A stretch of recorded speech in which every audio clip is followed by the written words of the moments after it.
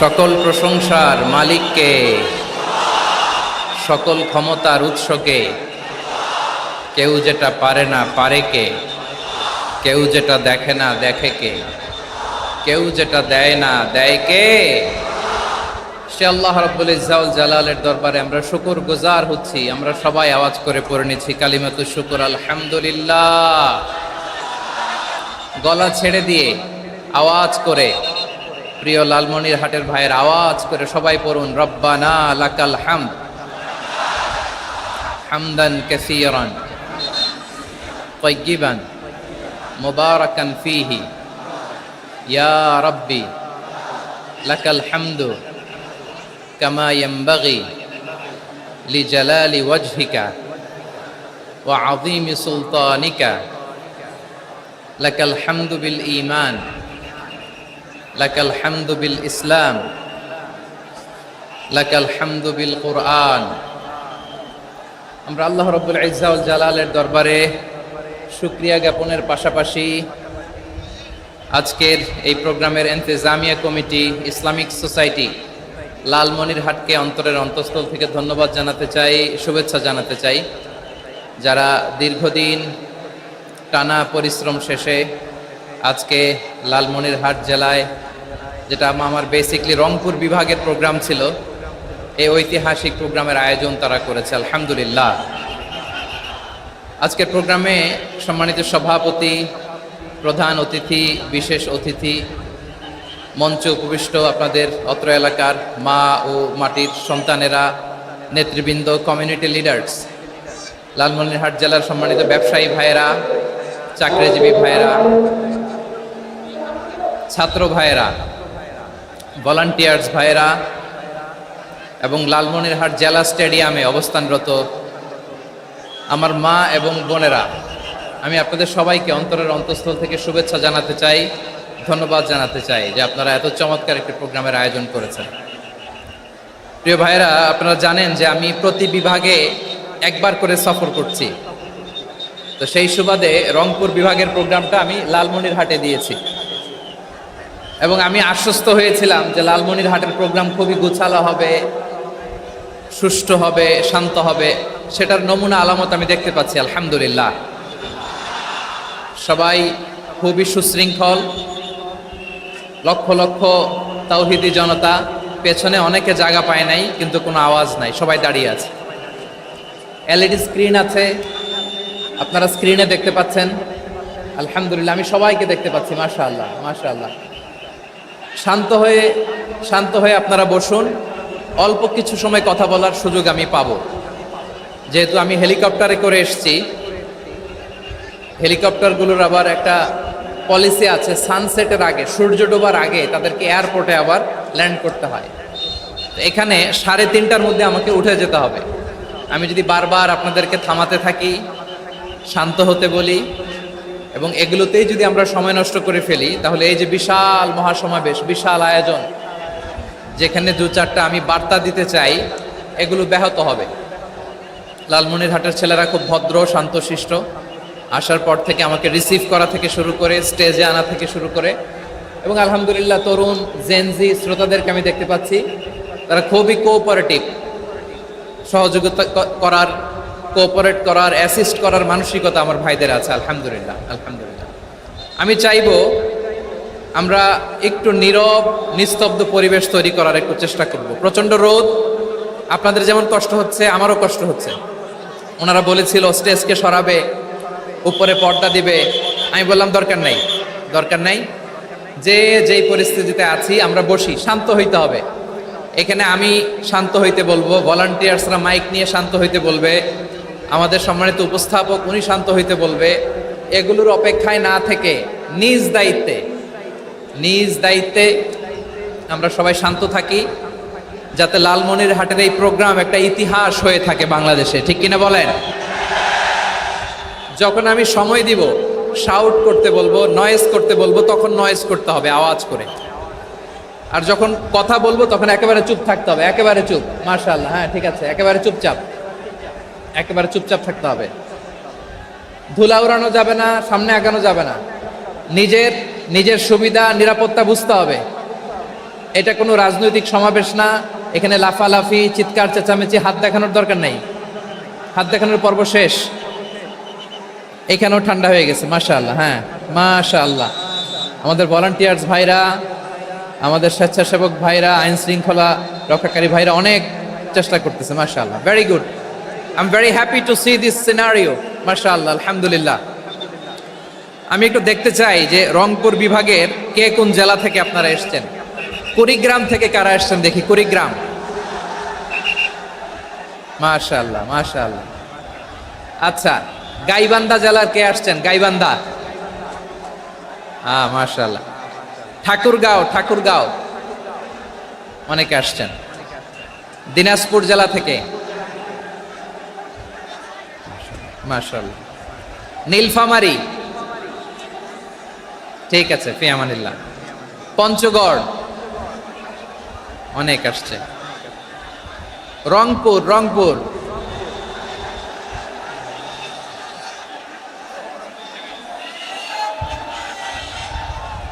মাশাআল্লাহ মাশাআল্লাহ মাশাআল্লাহ, ঠিক আছে। লালমনিরহাটের কারা দেখি, লালমনিরহাট।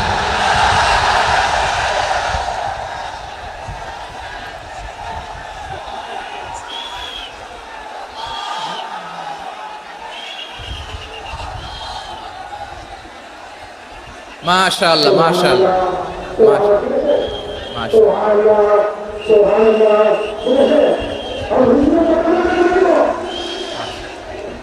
ঠিক আছে ঠিক আছে। আচ্ছা, এই রংপুর বিভাগের বাইরে থেকে অন্য জেলার কারা কারা আসছেন দেখি, তাও আছে অনেকে মাশাআল্লাহ। ঠিক আছে ঠিক আছে। আজকের প্রোগ্রামে উপস্থিত আছেন প্রধান অতিথি হিসেবে অধ্যক্ষ আসাদুল হাবিব দুলু ভাই, সাংগঠনিক সম্পাদক বিএনপি, জাতীয় নির্বাহী কমিটির সভাপতি, জেলা বিএনপি লালমনিরহাট। বিশেষ অতিথি হিসেবে আমাদের অনেক ভাইরা এসছেন, সবাইকে শুকরিয়া জানাই। সভাপতিত্ব করছেন জনাব আব্দুল হাকিম। আইন শৃঙ্খলা বাহিনী, প্রশাসন, ভলান্টিয়ার্স, শুনেছি আমি প্রায় 5,000 ভলান্টিয়ার্স আপনারা নিয়োগ দিয়েছেন, আলহামদুলিল্লাহ আলহামদুলিল্লাহ। অনেক গোছালো প্রোগ্রাম। আমার প্রাণ ঢালা ভালোবাসা জানবেন, আমার হৃদয়ের গহীন থেকে ভালোবাসা নেবেন, শুভেচ্ছা জানবেন সবাই। ঠিক আছে ঠিক আছে। প্রিয় ভাইরা, আমরা আর কাল বিলম্ব না করে মূল আলোচনায় চলে যেতে চাই। আজকে যে টপিকের উপর আমি কথা বলবো, টপিকটা হচ্ছে peaceful coexistence and communal harmony, শান্তিপূর্ণ সহাবস্থান এবং সাম্প্রদায়িক সম্প্রীতি। আমাদের বাংলাদেশে সাম্প্রদায়িক সম্প্রীতি আছে না নাই? আবহমান কাল থেকে আমরা মুসলিম, হিন্দু, বৌদ্ধ, খ্রিস্টান, পাহাড়ি, নৃগোষ্ঠী মিলেমিশে একাকার, আমরা সবাই মিলে বাংলাদেশ। আওয়াজ করে বলেন ঠিক কিনা?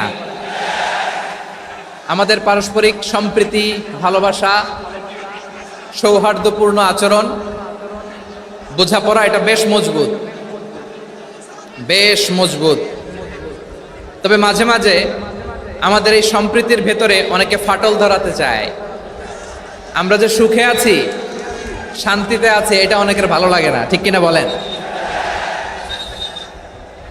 আমাদের মধ্যে সাম্প্রদায়িক সম্প্রীতি, সৌহার্দ্যপূর্ণ আচরণ, ভালোবাসা, এটা আবহমান কাল ধরে আছে। তার প্রমাণ, আমরা তাফসিরুল মাহফিলের আয়োজন করলে আমাদের হিন্দু ভাইরা ডিস্টার্ব করে না, ঠিক কিনা? এবং আমি যদি বলি হাত তোলেন, হিন্দু ধর্মের কারা কারা এসেছেন, কত শত কত হাজার যে হাত উঠবে, আপনি অবাক হয়ে যাবেন। আমি চাচ্ছি না হাত উঠাতে। খুলনাতে সর্বশেষ যে আমি প্রোগ্রাম করে গেলাম, সেখানে কয়েকশো হিন্দু ভাই আসছে আমাদের আলোচনা শুনতে, আলহামদুলিল্লাহ। অনেক বৌদ্ধরা আসে, অনেক খ্রিস্টানরা আসে। এবার সফরেও অনেক হিন্দু ভাইরা আমার সাথে দেখা করেছে। তারা বলেছে, হুজুর আমরা আপনার আলোচনা শুনি, আলহামদুলিল্লাহ বলেন। So it's our responsibility to present our religion to our non-Muslim brothers and sisters. আমাদের অমুসলিম ভাই বোনদের কাছে ইসলামের সৌন্দর্য তুলে ধরা, এটা আমাদের দায়িত্ব। We all are the ambassador of Islam. আমরা প্রত্যেকে দায়িত্বশীল, আমরা প্রত্যেকে এক একজন ইসলামের অ্যাম্বাসেডর, আলহামদুলিল্লাহ বলেন। এজন্য এমনভাবে দ্য বিউটি অফ ইসলাম, ইসলামের সৌন্দর্য আমাদেরকে ফুটিয়ে তুলতে হবে, যাতে করে নন মুসলিমরা শাহাদা পড়ে, কালিমা পড়ে মুসলমান হয়ে যায়। অনেক নন মুসলিম ভাই বোন আমাদের হাতে শাহাদা পড়ে, কালিমা পড়ে মুসলমান হয়েছে। অনেক। সো আমরা যেন ইসলামের বিউটিটাকে তুলে ধরতে পারি এবং এই যে সম্প্রীতি এটাকে যেন আমরা অটুট রাখতে পারি। আদতে আদতে বাংলাদেশের ইতিহাস বলে আমাদের দেশে কোনো দাঙ্গা নাই, আছে? লালমনিরহাটের ভাইয়ের আওয়াজ করে বলেন, আমাদের দেশে হিন্দু মুসলিম দাঙ্গা আছে? আমরা ভাই ভাই, আওয়াজ করে বলুন তো, আমরা কি ভাই ভাই? কিন্তু কিছু দুষ্ট লোক আছে, তারা আমাদের সম্পর্কের মধ্যে ফাটল ধরাতে চায়, ঠিক কিনা বলেন? মাঝে মাঝে ঝগড়া লাগাতে চায়। দেখবেন পত্রপত্রিকায় দেখা যায় বিভিন্ন ধর্মীয় উপাসনালয়গুলোতে হামলা চালানো হয়। এগুলো রাজনৈতিক উদ্দেশ্য প্রণোদিত, এগুলোর সাথে ইসলামের কোনো সম্পর্ক নাই। এজন্য এই দুর্বৃত্তদের ব্যাপারে আমাদের সাবধান থাকতে হবে। আমরা সবসময় যেমনি ঐক্যবদ্ধ, ইউনাইটেড, আমরা যদি এরকম ইউনাইটেড থাকি, এই সমস্ত দুর্বৃত্তদের কালো হাত ভেঙে দিতে আমাদের 1 ঘন্টাও লাগবে না। চিল্লায় বলো ঠিক কিনা? আমরা সংঘবদ্ধ থাকবো। এই যে আমাদের পিসফুল কোএক্সিস্টেন্স, শান্তিপূর্ণ সহাবস্থান। হিন্দুরা পূজা করে, যেদিন হিন্দুদের পূজা অনুষ্ঠান আমরা ওই দিন তাফসির মাহফিল করি না, ঠিক কিনা বলেন? যেদিন আমাদের তাফসিরুল কোরআনের প্রোগ্রাম, ওই দিন আমাদের হিন্দু ভাইরা ডিস্টার্ব করে না। সুবহানাল্লাহ। হিন্দুদের পূজা অনুষ্ঠানে মাদ্রাসার ছাত্র যে পাহারা দেয়, গোটা বিশ্বে এরকম দৃষ্টান্ত নজির বিরল, ঠিক কিনা বলেন? আইন শৃঙ্খলা বাহিনীর পাশাপাশি মাদ্রাসার ছাত্ররা যে সেখানে পাহারা দেয়, গোটা পৃথিবীতে এই দৃষ্টান্ত আপনি পাবেন। মাদ্রাসার ছাত্ররা, তারা তো কোরআনের ধারক, তারা হাদিসের ধারক, তারা কেন মন্দির পাহারা দিবে? এই সম্প্রীতিকে ধরে রাখার জন্য, এই সৌহার্দ্যকে ধরে রাখার জন্য, আমাদের পারস্পরিক ভালোবাসাকে অটুট রাখার জন্য। আওয়াজ করে বলতে হবে ঠিক কিনা? এখন বলেন, আমাদের এই ভালোবাসা অটুট থাক, আমরা চাই কি চাই না? আমরা হিন্দু মুসলিম মিলেমিশে শান্তিপূর্ণ সহাবস্থান, সাম্প্রদায়িক সম্প্রীতি। লালমনিরহাটের ভাইয়ের আওয়াজ করে বলুন, এই সাম্প্রদায়িক সম্প্রীতি আমরা চাই কি চাই না? আল্লাহ এই দেশকে তুমি বরকতময় করো, বাংলাদেশকে তুমি শান্তিময় করো। আওয়াজ করে সবাই বলেন আমিন। এই জায়গাটাতে সামান্য একটু আওয়াজ হচ্ছিল, এটাও থেমে গেছে। আলহামদুলিল্লাহ, আলহামদুলিল্লাহ। এখন একেবারে everything is in my control. মাশাআল্লাহ। ঠিক আছে, আমি মূল আলোচনায় যাই। প্রিয় ভাইরা, আমি বলেছিলাম আমার আলোচনার বিষয় হচ্ছে শান্তিপূর্ণ সহাবস্থান, সাম্প্রদায়িক সম্প্রীতি। আমরা দেখব ইসলাম আমাদেরকে কি কি দিক নির্দেশনা দেয়। শান্ত হইতে হবে। খরগোশের কানের মতো কান দুটো আমার দিকে করে রাখেন। আমি এখনো উঠে যাব, হাত নাড়ায় লাভ নাই, আমি উঠে যাব। তাকায় থাকো আর কান খাড়া, আওয়াজ হবে না। হ্যাঁ, মাশাআল্লাহ, মাশাআল্লাহ, ঠিক আছে। আমরা দেখবো যে রাসূল সাল্লাল্লাহু আলাইহি ওয়াসাল্লাম এই পিসফুল কোএক্সিস্টেন্সের জন্য আমাদের কি শিখিয়েছেন, কি কি গাইডলাইন দিয়েছেন। আমরা 1, 2, 3, 4 করে এগুলো আপনাদের সাথে শেয়ার করব। আমি আপনাদের খেদমতে সূরাতুল আনআমের 108 নম্বর আয়াত তেলাওয়াত করেছি। এখানে আল্লাহ রাব্বুল ইজ্জা ওয়াল জালাল তিনি ইরশাদ করছেন, ওয়ালা তাসুব্বুল্লাযীনা ইয়াদউনা মিন দুনিল্লাহি ফায়াসুব্বুল্লাহা আদওয়াম বিগাইরি ইলম কাযালিকা যায়্যান্না লিকুল্লি উম্মাতিন আমালাহুম সুম্মা ইলা রাব্বিহিম মারজিউহুম ফায়ুনাব্বিউহুম বিমা কানু ইয়ামালুন। রব্বুল আলামিন বলেন, গোলাম ও আমার ইমানদার বান্দারা, শোনো শোনো। ও আমার বিশ্বাসী বান্দারা, শোনো শোনো। লা তাসুব্বুল্লাযীনা ইয়াদউনা মিন দুনিল্লাহ ফায়াসুব্বুল্লাহা আদওয়াম বিগাইরি ইলম। ও আমার বিশ্বাসী বান্দারা, যারা আল্লাহকে ব্যতি রেখে, আল্লাহকে বাদ দিয়ে অন্য উপাস্যকে ডাকে, দেবীর পূজা করে, দেবতাদের পূজা করে, তোমরা খবরদার তাদের গালি দিও না। আওয়াজ করে বলেন, কি দিও না? আল্লাহ বলেন, ও বিশ্বাসীরা শোনো, যারা আল্লাহকে বেছে রেখে দেব দেবীর পূজা করে, অন্য উপাস্যের পূজা করে, তাদেরকে ডাকে, ওই দেবতাদেরকে তোমরা গালি দিও না। যদি ওই দেবতাদেরকে গালি দাও, তাহলে ভুলবশত, শত্রুতাবশত তারা তোমাদের রব আল্লাহকে গালি দেবে, ঠিক কিনা? তোমরা যদি তাদের দেবতাদের গালি দাও, ওরা রেগে তোমার আল্লাহরে গালি দিবে, তাহলে আল্লাহরে গালি খাওয়ানোর কারণ হয়ে গেলাম আমি, ঠিক কিনা বলেন?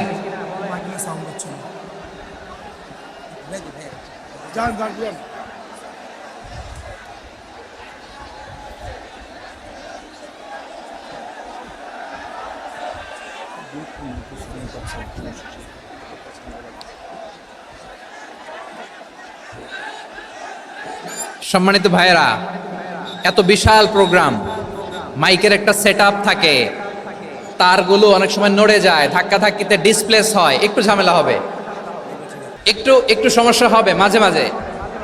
আপনারা শান্ত থাকলে, শান্ত থাকতে হবে। এইভাবে সাউন্ড নাই, এই নাই, এই বলতে বলতে আমার সময়ও নাই, উঠে যেতে হবে, এগুলো বোকামি। এই বিভাগীয় প্রোগ্রামগুলোতে যাই, চিৎকার চেঁচামেচি করে তোমরা আসো, সময় শেষ, আমাকে উঠে যেতে হয়, আমরা তো বঞ্চিত হলাম। গুরুত্বপূর্ণ অনেক কথা শোনাবো তোমাদের, অনেক। প্রিয় ভাইরা, আপনারা শান্ত হয়ে বসুন, শান্ত হয়ে। রব্বুল আলামিন বলেন, খবরদার বিশ্বাসীরা, আল্লাহ ছাড়া যারা অন্যান্য উপাস্যদেরকে ডাকে, দেবতাদেরকে ডাকে, তাদেরকে তোমরা গালি দিও না। ওই সমস্ত দেবতাদেরকে যদি তোমরা গালি দাও, তাহলে তারা আল্লাহকে গালি দিবে, ঠিক কিনা বলেন? আমরা দেবতাদের গালি দিলে ওরা আল্লাহকে গালি দিবে।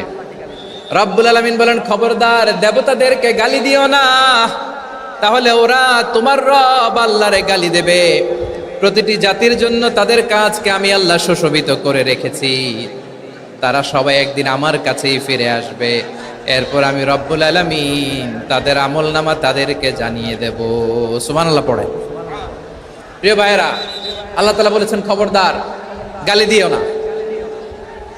আদেশটা কার? আওয়াজ করে বলেন তো। হিন্দুদের দেবতা দেবদেবীদেরকে গালি দেওয়া যাবে না, আওয়াজ করে বলুন প্রিয় ভাইরা, এই আদেশটা কার? এই আপনাদের গলার আওয়াজ। অন্য ধর্মের দেবতাদেরকে যে গালি দেওয়া যাবে না, এই আদেশটা কার? আরো জোরে বলুন, কার? গালি দিবেন কোন দেবতাকে? দিবেন? যদি দেন তাহলে ওরা আল্লাহরে গালি দিবে, তাহলে আল্লাহরে গালি খাওয়াইলো কে? আপনি, ঠিক কিনা বলেন? আমি আল্লাহকে গালি খাওয়ানোর কারণ হলাম, কারণ আমি যদি গালি না দিতাম, ওরা আমার রবকে গালি দিত না। আওয়াজ করে বলেন ঠিক কিনা? তাহলে প্রিয় ভাইয়েরা, ইসলাম আমাদেরকে শিখায়, সূরাতুল আনআমের 108 নম্বর আয়াত থেকে আমরা বুঝলাম, কোন ধর্মকে ছোট করা যাবে না। অন্য ধর্মকে ছোট করা মানে ইসলামকে ছোট করা। অন্য ধর্মের দেবতাকে গালি দেওয়া মানে আল্লাহকে গালি খাওয়ানো। আওয়াজ করে বলেন ঠিক কিনা? খবরদার, এটা করা যাবে না। আর অন্য ধর্মের দেবতাকে যদি আপনি গালি দেন, ওরা ইসলাম থেকে দূরে সরে যাবে। যাও ইসলামের প্রতি আকৃষ্ট হয়েছিল, আর কোনোদিন ইসলামের ধারে কাছে আসবে না। আওয়াজ করে বলেন ঠিক কিনা? এজন্য কখনো কোনোদিন অন্য ধর্মের দেবতাদেরকে গালি দেয়া যাবে না। অন্য ধর্মের কোনো দেবতাদেরকে আমরা গালি দিব না, গালি দিব না, বরং ইসলামের beauty, the beauty of Islam, ইসলামের সৌন্দর্যকে আমরা তুলে ধরব। আমরা যদি বিশ্বনবী সাল্লাল্লাহু আলাইহি ওয়াসাল্লামের জীবনের দিকে তাকাই, তাহলে আমি দেখব বিষ্ণু ইসা ইসলাম মক্কাতে কিংবা মদিনাতে অন্য ধর্মের লোকদের সাথে খুব পিসফুলি লাইফ লিড করেছেন। হোক মুশরিক, হোক খ্রিস্টান, হোক ইহুদি, বিশ্বনবী সবার সাথে মিলেমিশে ছিলেন। আলহামদুলিল্লাহ বলেন। ইসলাম হচ্ছে পিসফুল রিলিজিয়ান। অন্য ধর্মের প্রতি সহনশীলতার সবক ইসলাম আমাদেরকে দেয়। কিন্তু প্রতিটি মুসলিমের এটা মনে রাখতে হবে, আল্লাহর কাছে পছন্দনীয় গ্রহণযোগ্য ধর্ম, জীবনাদর্শ একটি, সেটা হচ্ছে ইসলাম। আওয়াজ করে বলেন সেটা কি? লালমনিরহাটের ভাইয়েরা আওয়াজ করে বলুন, আল্লাহর কাছে মনোনীত ধর্ম একটি, সেটা কি? এজন্য রব্বুল আলামিন বলেন, ইন্নাদ-দীনা ইনদাল্লাহিল ইসলাম, আল্লাহর কাছে মনোনীত গ্রহণযোগ্য অ্যাকসেপ্টেড ধর্ম মতাদর্শ একটা, সেটা হলো ইসলাম। ইসলাম ছাড়া অন্য কোনো ধর্ম যদি কেউ তালাশ করে, তার ওই ধর্ম আল্লাহ গ্রহণ করবে না। ওমাইয়াবতাগি গায়রাল ইসলামি দীনান ফালাই ইউকবালা মিন ওয়া হুয়া ফিল আখিরাতি মিনাল খাসিরিন। Whoever seek anything except Islam, that won't be accepted from him, and he will be loser in the day of judgment. কিয়ামতের দিন ইসলাম ছাড়া কেউ যদি অন্য কোনো ধর্ম তালাশ করেছে দুনিয়াতে, তার এই মতাদর্শ গ্রহণ করা হবে না, and he will be loser, সে হবে লুজার, ক্ষতিগ্রস্ত, হাই হাই কোম্পানির ম্যানেজার, ওর আমও শেষ, সালাও শেষ। আওয়াজ করে বলেন ঠিক কি না? এজন্য ইসলাম পেয়ে আমরা খুশি না বেজার? প্রত্যেক নামাজ শেষে আমরা আল্লাহরে বলি, আল্লাহ রাদিতু বিল্লাহি রাব্বা ওয়া বিল ইসলামি দীনা ওয়া বি মুহাম্মাদিন নাবিয়ান ওয়া রাসূলা। ও আল্লাহ, তোমারে রব হিসেবে পেয়ে আমরা খুশি। ও আল্লাহ, ইসলামকে ধর্ম হিসেবে পেয়ে আমরা খুশি। বিশ্বনবীকে আমাদের রাসূল পেয়ে আমরা খুশি। ঠিক কিনা বলেন? ইসলাম ছাড়া অন্য কোনো ধর্ম আমরা গ্রহণ করব না। ঠিক কিনা বলেন? আল্লাহর কাছে অ্যাকসেপ্টেড রিলিজিয়ান একটা, সেটা ইসলাম। তো বিশ্বনবী সাল্লাল্লাহু আলাইহি ওয়াসাল্লাম মক্কাতে কিংবা মদিনাতে খুব পিসফুলি এক্সিস্ট করেছেন, যে কোনো ধর্মের সাথে মিলেমিশে চলেছেন। তার প্রমাণ আমরা যদি রাসূল সাল্লাল্লাহু আলাইহি ওয়াসাল্লামের বায়োগ্রাফির দিকে তাকাই, তাহলে দেখব তিনি মুশরিকদের সাথে পিস ট্রিটি করেছেন, শান্তি চুক্তি, পিস ট্রিটি, পিস এগ্রিমেন্ট। আপনারা হুদাইবিয়ার সন্ধির নাম শুনেছেন? আমার লালমনিরহাটের কলিজার টুকরা ভাইয়েরা, হুদাইবিয়ার সন্ধির নাম আপনারা শোনেন নাই? ষষ্ঠ হিজরিতে বিষ্ণু ঈসা ইসলাম মুশরিকদের সাথে এই ট্রিটি করেছেন, চুক্তি। কাদের সাথে? মুশরিকদের সাথে। আমরা তো মুসলমান বসতে পারি না, আমরা দুই মুসলিম ভাই একসাথে বসে চা খেতে পারি না, গল্প করতে পারি না। বিষ্ণু ঈসা ইসলাম মুশরিকদের সাথে ট্রিটি করেছেন, হুদাইবিয়ার সন্ধি। এই সন্ধির আগে মক্কা থেকে কেউ মদিনায় যেতে পারে না, মদিনা থেকে কেউ মক্কায় যেতে পারে না। কিন্তু এই সন্ধির পরে ট্রাফিক স্বাভাবিক হয়ে গেল, মক্কার লোকেরা মদিনায় আসতে পারে, মদিনার লোকেরা মক্কায় আসতে পারে। এটাকে বলে সুলহে হুদাইবিয়া, the peace agreement of Hudaibiya, শান্তি চুক্তি। আমরা পৃথিবীতে এখন অনেক শান্তি চুক্তির নাম শুনি, এগুলো সব the piece treaty of Hudaibiya থেকে কপি করা। আল্লাহু আকবার। তাহলে বিশ্বনবী সাল্লাল্লাহু আলাইহি সাল্লাম তিনি যে শান্তিপূর্ণ সহাবস্থানে বিশ্বাসী ছিলেন, মুসলমানেরা যে অন্য ধর্মের প্রতি সহনশীল, তার প্রমাণ হচ্ছে এই পিস ট্রিটি। শুধু তাই নয়, মাইকের সাউন্ডটা একটু বাড়ায় দিতে হবে, খুব দুর্বল, একটু মজবুত করতে হবে, আর একটু ক্লিন করতে হবে, আর সবগুলা জায়গায় সাউন্ড যাচ্ছে কিনা একটু ক্রস চেক করতে হবে। হ্যাঁ, পাবেন দিচ্ছে mic operator, is trying his level best, দিচ্ছে। মাইক অপারেটর যিনি আছেন, প্রতিটি জায়গায় প্রতিটি সাউন্ড বক্সে যেন আওয়াজ পাওয়া যায়, একটু ক্রস চেক করেন, সাউন্ডটাকে একটু স্ট্রং করে দেন। হ্যাঁ, ঠিক আছে, মাশাআল্লাহ। এদিকে তাকান, এদিকে। মক্কার পার্ট গেল, পিস এগ্রিমেন্ট করলেন, শান্তি চুক্তি। বিষ্ণু ঈসা ইসলাম মদিনায় যে কি করলেন? মদিনায় যে বিষ্ণু ঈসা ইসলাম মদিনা চার্টার করলেন, মদিনা সনদ, সাহিফাতুল মদিনা, এটার বলে মদিনা চার্টার। যে ওয়েস্টে, ইউরোপে, আমেরিকাতে তারা অনেক চার্টার করে, এই সব চার্টার মদিনা চার্টার থেকে কপি করা। আওয়াজ করে পড়েন সুবহানাল্লাহ। বিষ্ণু ঈসা ইসলাম মদিনায় গেলেন, মদিনাতে মুসলিম, মুশরিক, ইয়াহুদি, এই তিন ধর্মের লোক মিলে সব স্টেক হোল্ডার যারা আছে সবাইকে নিয়ে বিষ্ণু ঈসা ইসলাম মদিনা চার্টার করলেন, মদিনা সনদ। পড়েন সুবহানাল্লাহ। শুধু তাই নয়, মক্কাতে বিশ্বনবী পিস এগ্রিমেন্ট করলেন, শান্তি চুক্তি মুশরিকদের সাথে। মদিনাতে যে বিশ্বনবী মদিনা চার্টার করলেন, মদিনা সনদ করলেন ইহুদিদের সাথে। আবার মদিনাতে বিশ্বনবী ইহুদিদের সাথে পিস ডায়ালগ করলেন, ইন্টারফেথ ডায়ালগ করলেন, আন্তধর্মীয় সংলাপ করলেন। যেই সংলাপের মূল ভিত্তি ছিল তাওহীদ। মূল ভিত্তি ছিল কি? তাওহীদ। বিশ্বনবী ইহুদিদেরকে ডাকলেন, আহ্বান করলেন, কুল ইয়া আহলাল কিতাবি তাআলাউ ইলা কালিমাতিন সাওয়াইম বাইনানা ওয়া বাইনাকুম আল্লা না'বুদা ইল্লাল্লাহ ওয়া লা নুশরিকা বিহি শাইআন ওয়া লা ইয়াত্তাখিযা বা'দুনা বা'দান আরবাবাম মিন দুনিল্লাহ فإن تولوا فقولوا اشهدوا بأننا مسلمون। সুবহানাল্লাহ পড়েন। বিশ্বনবী মদিনার ইহুদিদের ডেকে বললেন, ও ইহুদিরা, শোনো শোনো, আসো এমন একটা আদর্শের প্রশ্নে আমরা একত্রিত হই, যে আদর্শের প্রচার তোমাদের নবীরাও করেছে আমিও করি, যে আদর্শের কথা তোমাদের পবিত্র ধর্মগ্রন্থগুলোতে আছে আমার কোরআনেও আছে, সেটা হলো তাওহীদ। আমরা এক আল্লাহ ছাড়া কারো ইবাদত করব না, আল্লাহর সাথে কাউরে শরীক করব না, আল্লাহ ছাড়া কাউরে রব মানব না। পড়েন সুবহানাল্লাহ। তাহলে আমার প্রিয় লালমনিরহাটের ভাইরা, মদিনাতে যেয়ে তিনি মদিনা চার্টার করলেন, মদিনা সনদ, পিস ডায়ালগ করলেন, শান্তির সংলাপ, ইন্টারফেথ ডায়ালগ করলেন, আন্তধর্মীয় সংলাপ, যার ভিত্তি ছিল তাওহীদ। সুবহানাল্লাহ পড়েন। তাহলে অন্য ধর্মের প্রতি সব সময় ইসলাম সহনশীল, টলারেন্স। যদি আপনি দেখতে চান ইসলামের নবী বিশ্ব নবীর দিকে তাকান, ঠিক কিনা বলেন?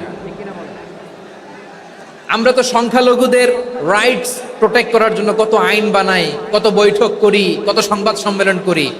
বিষ্ণু সাল্লাল্লাহু আলাইহি ওয়াসাল্লাম সংখ্যালঘুদের রাইটসের ব্যাপারে, অধিকারের ব্যাপারে যে কথা বলেছেন, শুনলে আপনি অবাক হয়ে যাবেন। বিশ্বনবী বলেন, আলা মান যালামা মুআহাদান আও ইনতাকাসাহু আও কাল্লাফাহু ফাওকা তাআতিহি আও কাল্লাফাহু ফাওকা তাকাতিহি আও আখাযা মিনহু শাইআন বিগাইরি তিবি নাফসিন ওয়া আনা হাজিজুহু ইয়াউমাল কিয়ামা। খবরদার, জেনে রাখো, কেউ যদি কোনো সংখ্যালঘুর উপরে অত্যাচার করে, কোনো সংখ্যালঘুর প্রাপ্য থেকে যদি কেউ কাউকে ঠকায়, সংখ্যালঘুর উপর যদি কেউ কষ্ট দেয়, কোনো সংখ্যালঘুর সম্পদ যদি কেউ জোর করে কেড়ে নেয়, আমি কিয়ামতের দিন বিশ্বনবী ওই সংখ্যালঘুর পক্ষে আর ওই মুসলমানদের বিপক্ষে বাদী হয়ে দাঁড়াবো। সুবহানাল্লাহ বলতে পারলেন না? আল্লাহু আকবার। আপনি নামাজি, আপনি মুসল্লি, আপনি হাজী সাহেব, তাহাজ্জুদ পড়তে পড়তে কপালে দাগ ফেলে দিছেন, আপনার প্রতিবেশী হিন্দু, ভাবছেন আমার তো পাওয়ার আছে, ওর জমিটা দখল করি। বিশ্বনবী বলেন, কিয়ামতের দিন ওই হিন্দুর পক্ষে তোর বিরুদ্ধে আমি বাদী হয়ে দাঁড়াবো। পৃথিবীর কোন ধর্মে এরকম স্টেটমেন্ট পাবেন? পাবেন? আপনি ভাবছেন আপনি নামাজ পড়লে হাজী সাহেব কপালে দাগ ফেলায় দিলে আপনি সেলসেলায় জান্নাতে চলে যাবেন না? খবরদার। বিশ্বনবী বলেন, কোন সংখ্যালঘুর উপর যদি কেউ আক্রমণ করে, তার প্রাপ্য তাকে না দিয়ে যদি তাকে ঠকায়, তার উপর জুলুম করে, তার সম্পদ যদি কেড়ে নেয়, আমি নবী, তুমি মুসলিম হইতে পারো, মুসল্লি হইতে পারো, তার পক্ষে তোমার বিপক্ষে আল্লাহর দরবারে বাদী হয়ে দাঁড়াবো। আচ্ছা লালমনিরহাটের ভাইরা, কথা বুঝতে পারলে আওয়াজ করে উত্তর দেন। বিশ্বনবী যদি কারো বিপক্ষে দাঁড়ায় কিয়ামতের দিন, আই রিপিট, আমি আবারও বলছি, বিশ্বনবী যদি কিয়ামতের দিন কারো বিপক্ষে দাঁড়ায়, ও তো সেলসেলায়া জান্নাতি, তাই না? জান্নাতি না? যে নবীর সুপারিশ ছাড়া জান্নাতের গেটও দেখা যাবে না, ওই নবী যদি বলে তোর বিপক্ষে আমি বাদী হয়ে দাঁড়াবো, ওই জান্নাতে আর ঢোকার কোনো সুযোগ আমাদের থাকবে? এখানেই শেষ না আমার প্রিয় লালমনিরহাটের ভাইয়েরা, এখানেই শেষ নয়। বিশ্বনবী বলেন, মান কাতালা মুআহাদান, বুখারীর বর্ণনা, মান কাতালা মুআহাদান লাম ইয়ারাহ রাইহাতাল জান্নাহ। কেউ যদি, কোন মুসলিম যদি অন্যায়ভাবে কোনো সংখ্যালঘুকে হত্যা করে, কোনো হিন্দুকে হত্যা করে, কোনো বৌদ্ধরে হত্যা করে, অন্যায়ভাবে কোনো মুসলিম যদি কোনো সংখ্যালঘুরে হত্যা করে, জান্নাতে যাওয়া তো দূরের কথা, ওই মুসলিম জান্নাতের ঘ্রাণও পাবে না।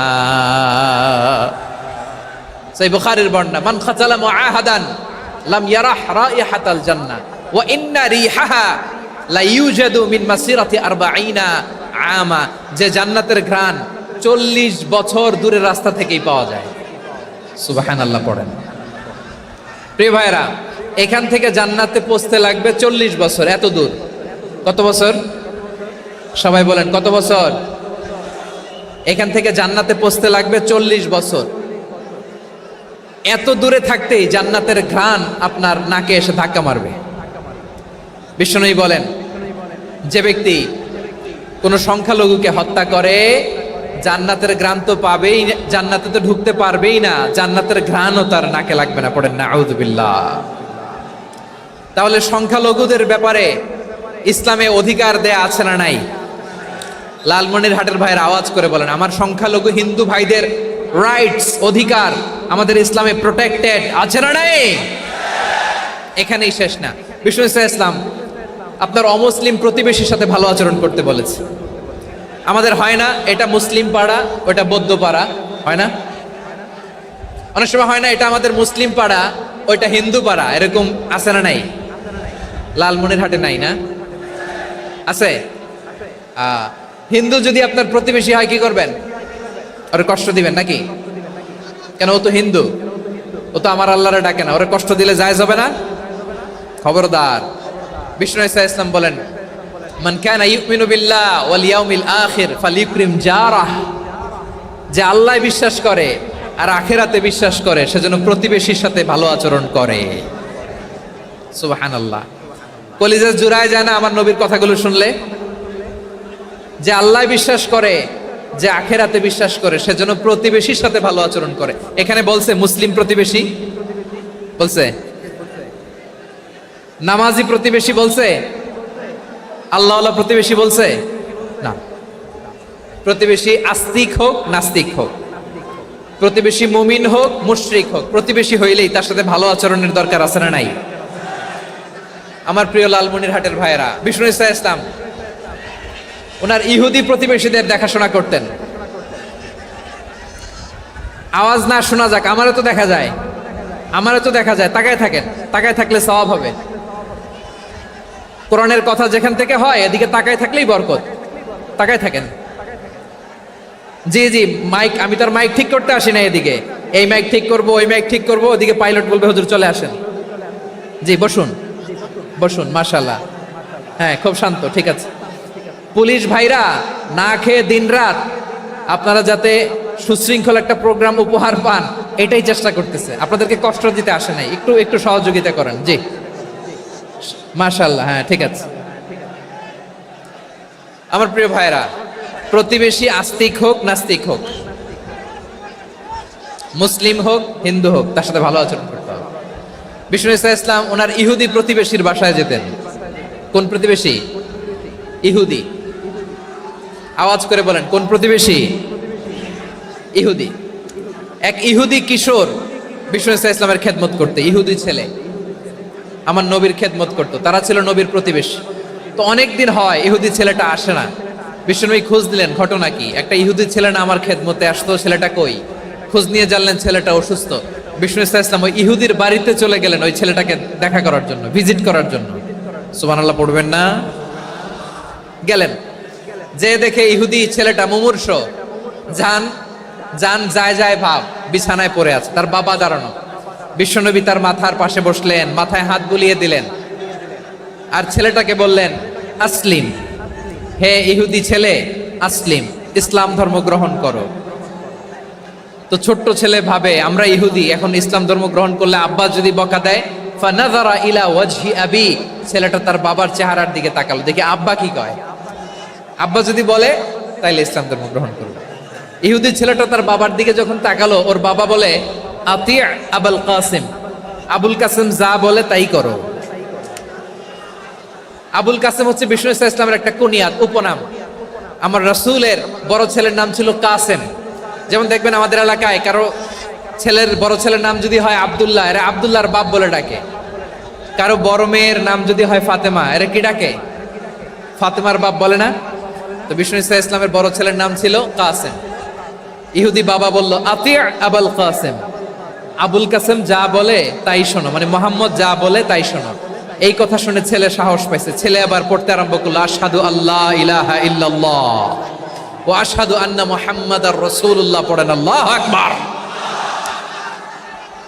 বিশ্বনবীর আহ্বান শুনে ওই আহ্বানে সাড়া দিয়ে ইহুদি ছেলে শাহাদা পড়ে মুসলমান হয়ে গেল। তার হৃদয়টারে ইমানের নূর দিয়ে আলোকিত করে দিল কে?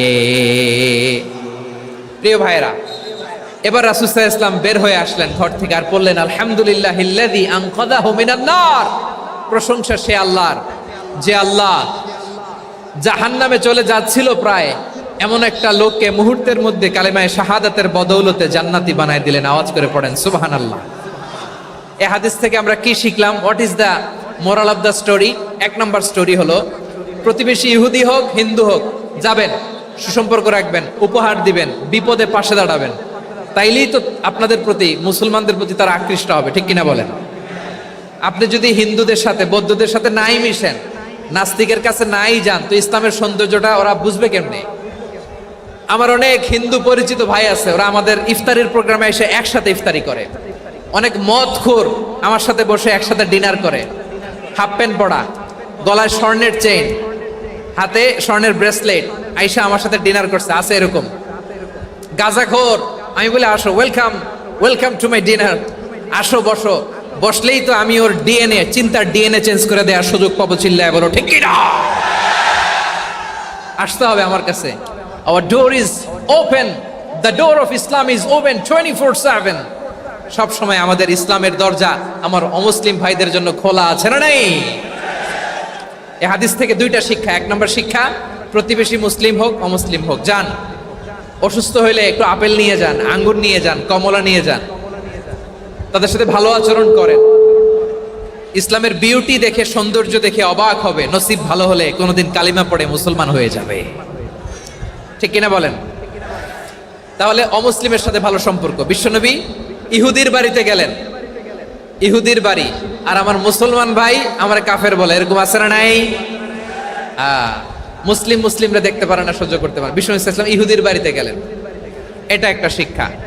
আরেকটা শিক্ষা হলো, ভাইরা ধাক্কা মেরে এসে সামনে এসে কি লাভ? প্রোগ্রাম তো শেষ হচ্ছে, এখনই শেষ হচ্ছে তো। এই যে আমাদের বকশি ভাই ওয়াদা নিল, হাত তোলালো, মিম বলে এত কথা বললো, তো আমি জেলায় জেলায় যে খালি হাত নাড়াই তোমাদের জন্য নাকি? হ্যাঁ, হাত নাড়াই শুধু। এই ধাক্কাইতে ধাক্কাইতে এদিকে এসে হাত নাড়াইতেছে, হয়েছে তো, দেখলাম তো, ঠিক আছে, মাশাআল্লাহ, অনেক সুশৃঙ্খল, অন্যান্য যে কোনো জেলার চেয়ে অনেক সুশৃঙ্খল। আমার দিকে তাকাও, আমার দিকে তাকাও, ঠিক আছে। এই যে দাঁড়িয়ে আছে, একটা ছেলে নড়ে না, দেখছেন? মাশাআল্লাহ মাশাআল্লাহ মাশাআল্লাহ। হ্যাঁ, এইভাবেই। আর কয়েকটা মজাদার কথা আছে, শোনো। এই হাদিস থেকে আমাদের শিক্ষা হলো, আমার প্রতিবেশী যেই ধর্মের হোক আমি সম্পর্ক রাখবো। অসুস্থ হলে যাব, কি বলেন ভাইরা? যাবেন না? যাবেন না আপনারা? আচ্ছা, 2 নম্বর শিক্ষা হলো, বিষ্ণু ঈসা ইসলামের খাদেম ছিল ইহুদি, এতদিন খেদমত করলো, একদিনও বিশ্বনবী ওরা কালিমার দাওয়াত দেয় নাই। কারণ কি? বিশ্বনবী একটা ভালো সময়ের অপেক্ষা করতেছিলেন, প্রপার টাইমিং। দাঈর কাজ হচ্ছে দাঈ ইলাল্লাহ, সে হচ্ছে সুযোগ সন্ধানী। দাঈ সুযোগ খোঁজে, কখন দাওয়া দিলে ব্যাটে বলে হবে, ঝোপ বুঝে কোপ মারে, ঠিক কিনা বলেন? বিষ্ণু ইসলাম ভালো সময়ের অপেক্ষা করতেছিলেন, দেখি ভালো সময় আসুক আসুক আসুক আসুক। আস্তে আস্তে এমন সময় আসছে, ছেলে এবার মুমূর্ষ। অসুস্থ ব্যক্তির হৃদয় অত্যন্ত নরম থাকে, হসপিটালে যখন কেউ যায় তার হৃদয়টা বড্ড নরম থাকে, মৃত্যুর ভয়ে তার অন্তরটা নরম থাকে, ঠিক কিনা বলেন? এই প্রপার টাইমিং এর অপেক্ষা করতেছিলেন। যখনই টাইমিং পেয়েছেন, দাওয়াত দিলেন, পড়ো লা ইলাহা ইল্লাল্লাহ, সুবহানাল্লাহ পড়েন সবাই। তাহলে ইসলাম অমুসলিম প্রতিবেশীর সাথে ভালো আচরণ করতে বলে। ইসলাম অমুসলিম মাতা পিতার সাথেও ভালো আচরণ করতে বলে। মাতা পিতা যদি অমুসলিম হয়, তারা ফেলে দিতে পারবেন? পারবেন? আমার লালমনিরহাটের ভাইয়েরা, অনেক হিন্দু ছেলে আমাদের হাতে শাহাদা পড়ে মুসলিম হয়, কিন্তু ওর মা মুসলমান হয় নাই, বাবাও হয় নাই, এরকম আছে না নাই? তো ও হয়েছে মুসলিম, মা বাপ হিন্দু, এখন মা বাপ কি বাদ? হ্যাঁ, মা বাপ বাদ দেয়া যাবে? যেই মা আপনার 9 মাস 8 মাস পেটে ধারণ করলো, আপনার মায়ের নার ছেঁড়া ধন, আপনি ওই মারে বাদ দিতে পারবেন? যে মায়ের বুকের তাজা দুধ খেয়ে আপনি আজকে বাড়ন্ত তাজা তরতাজা, ওই মারে বাদ দেয়া যাবে?